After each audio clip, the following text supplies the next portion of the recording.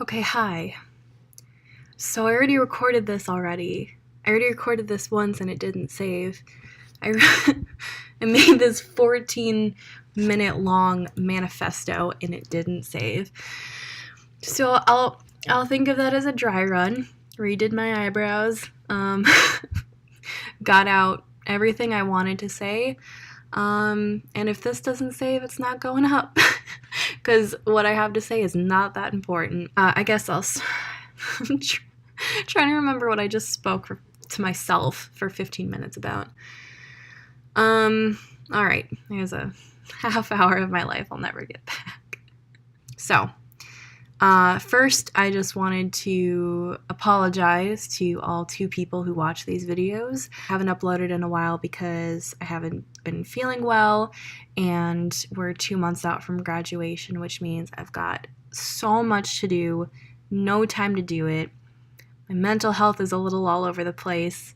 Today was a good day, but this channel is really in the experimental phase. I really don't even know how long I'm going to have everything up. I feel like at a certain point I'm going to have to take everything down. But I guess I'll tackle that later. I have Caesar salad dressing all over my keyboard. This is not what $1,200 laptops were made for. Sorry, Dad. The point of this video is not to talk about my salad-covered laptop. I want to try something new. I still want to make videos about my experience and my mental health and my physical health, and I have like a whole list of things I want to talk about. But I had this idea that came to me one night when I couldn't sleep. And I quickly, jotted it down on my phone, and I was like, in the morning, like, I'm going to forget about it. I want to try this, and I have a point, but if it doesn't work, it doesn't work. And if it doesn't work, that's fine, because I don't have a whole lot invested into it, and it's not very high risk. My idea is to start a little series called To Whom It May Concern. And this will be a series of unsent letters to people who are no longer in my life. Now, before you freak out, this is not for people who in this lifetime or this universe would ever see this video. This is not an excuse for me to rant at the camera and like subtweet people and talk about, I didn't like when you did this, blah, blah, blah. This is for people who maybe I met once, or people who like substitute taught a class, or, people who maybe even were in my life for a substantial portion of time, but for whatever reason aren't important to me anymore. But little interactions, little things they said or did that, for better or worse, impacted me in some significant way. Because the point of this is to help me reflect on the way I impact people. For all 2 people who watch this, how they impact people. I'm not gonna drop names, obviously. I'm not gonna like give hints. Maybe I'll reference how I know them, but only if it makes sense, because this isn't supposed to be, so obvious. Some of these people I don't even know their names, so it wouldn't even matter. But it's more of an open letter format. I have made sure that there is no way on earth this person could possibly see these or these people. If you think it's about you, it's not. It's definitely not. And again, it could be better or worse. So I have one person on my list who just kind of made my day, and I've never learned their name. It was a Starbucks barista, so you can look forward to that. My first one is one of the most important, and you'll see why. For the second time, To Whom It May Concern. The first time I recorded this, all 15 minutes ago, I went on this long rant about all the horrible things you did to me. And I think I should start kind of from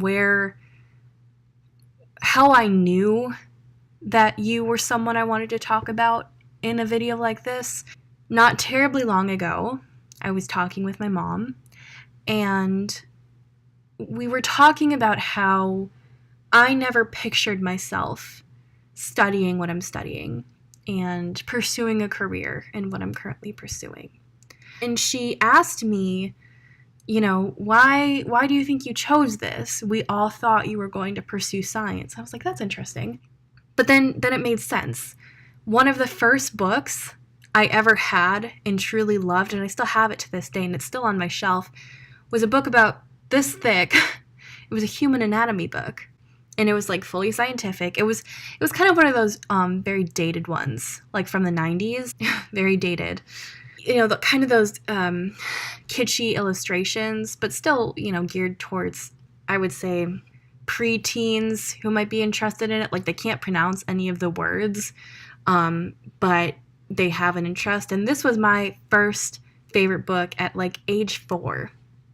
Up until high school, I thought I could do science. I thought I could pursue it as a career.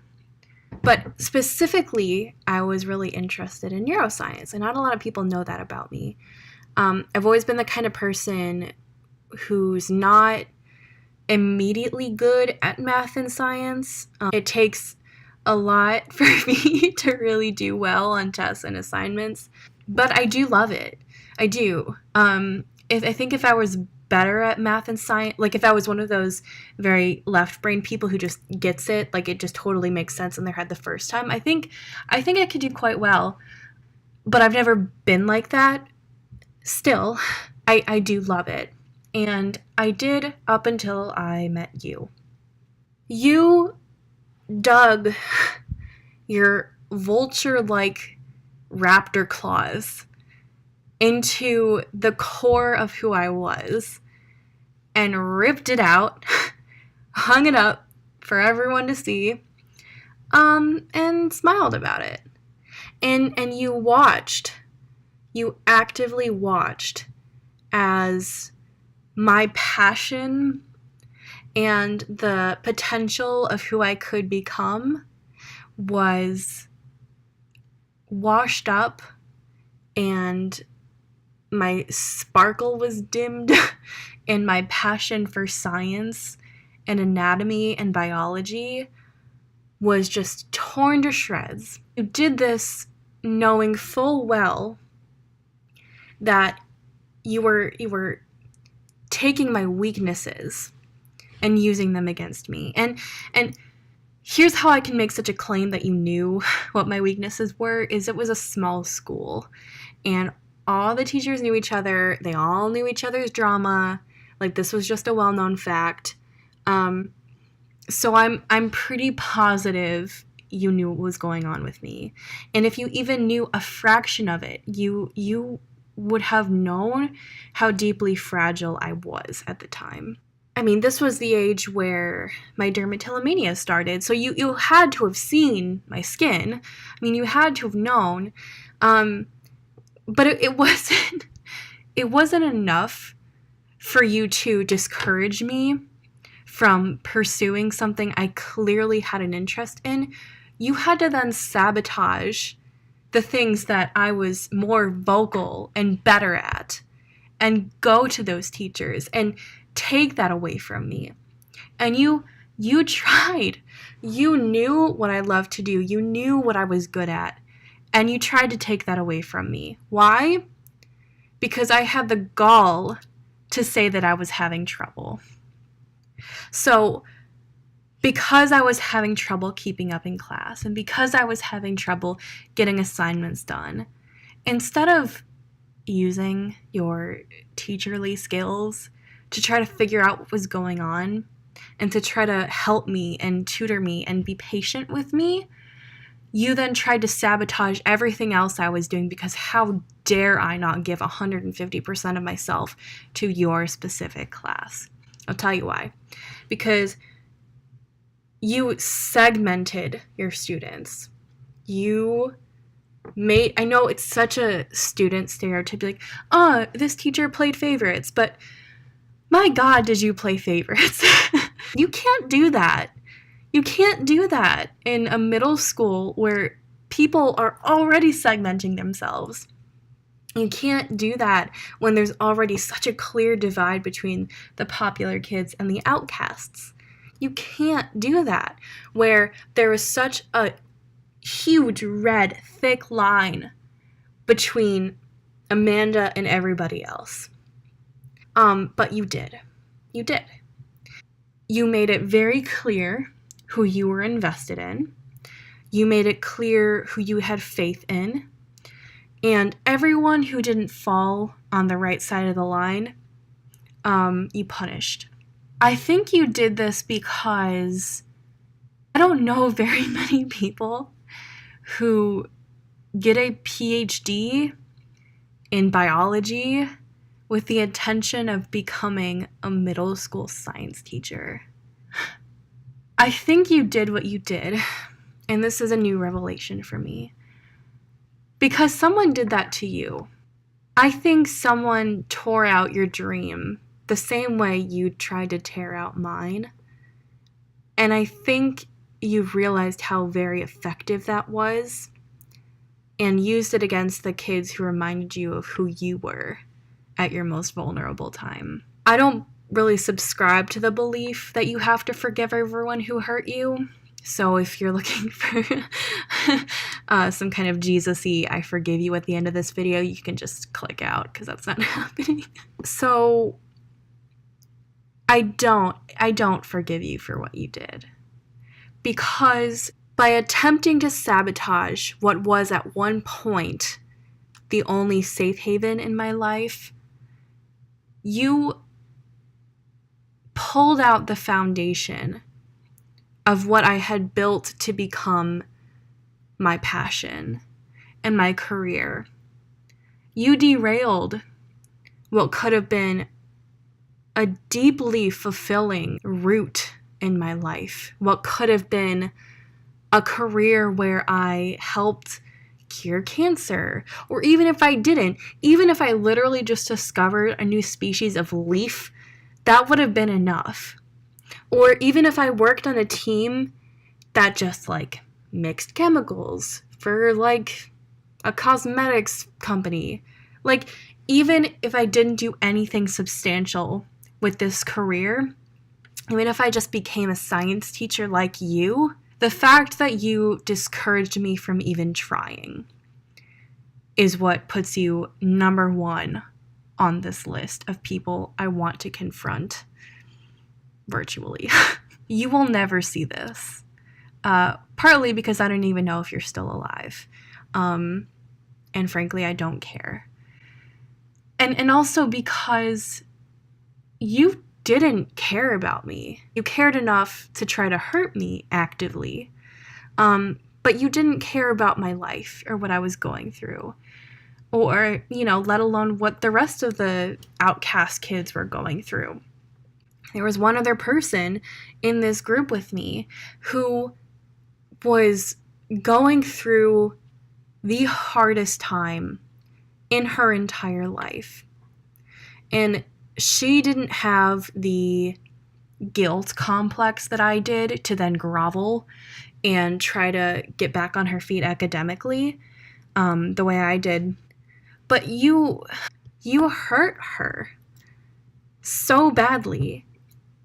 You had to have known going into this career you're going to be dealing with some kids that weren't quite ready to be mature and weren't quite prepared for the demands of, that level of science.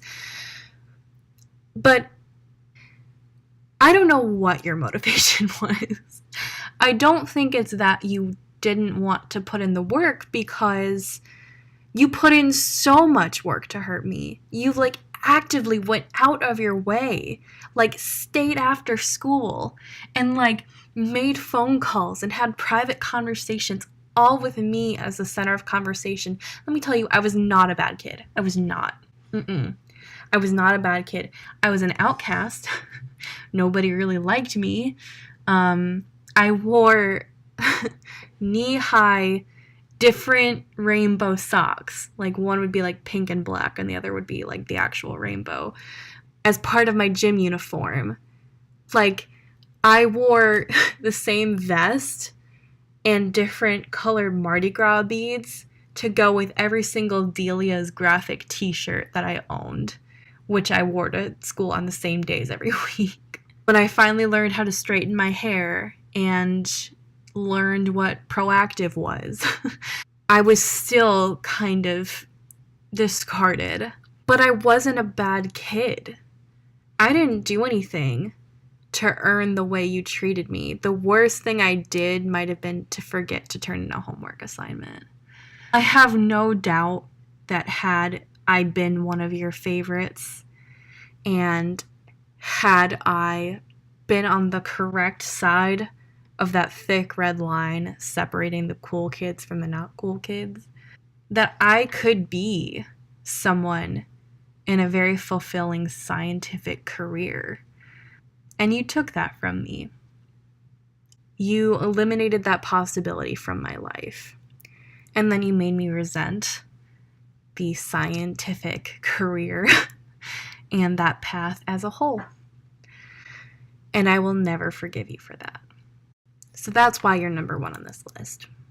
And I want to point out now how deeply important it is to understand how your actions can affect somebody. And I'm saying this you now as a collective you to anyone who's watching this. The things you say and do, especially if you're in a position of power or authority in any capacity, even like the slightest little slip of the tongue, even something completely unintentional can derail somebody's entire day at best. You have to be so careful about how you treat people, because I can guarantee this person probably doesn't know how deeply they affected me. I'm sure they thought that they would ruin that class, they would ruin that year even. But I don't think they could have ever imagined that 11 years later, I would still be thinking about what they did to me. And I'm sure I've affected someone the same way. I've held positions of authority, relative authority. I've said things to people that I've regretted. I've done things I've regretted. And I do regret them. But I regret them preemptively because I don't know how they affected people. And I will never know. So this is a reminder to myself and to everyone else. It's the butterfly effect, truly. This person flapped their evil little vulture wings and bear witness to this tornado. Thank you for getting through this video. If you liked this, great. I have a list of people I want to talk about, good and bad, so it won't just be me bitching. If you didn't like it, whoops. Feel free to let me know your thoughts in the comments. And I hope to get another video out soon, depending on how I'm feeling. Videos like this take a lot less out of me, ironically enough, than mental and physical health related videos, because it's kind of difficult to talk about what I'm going through mentally. And that's it for me. Now to edit this 25-minute video and see if I can smush it. Thank you so much for watching. Feel free to like and subscribe. And I wish you all very many spoons.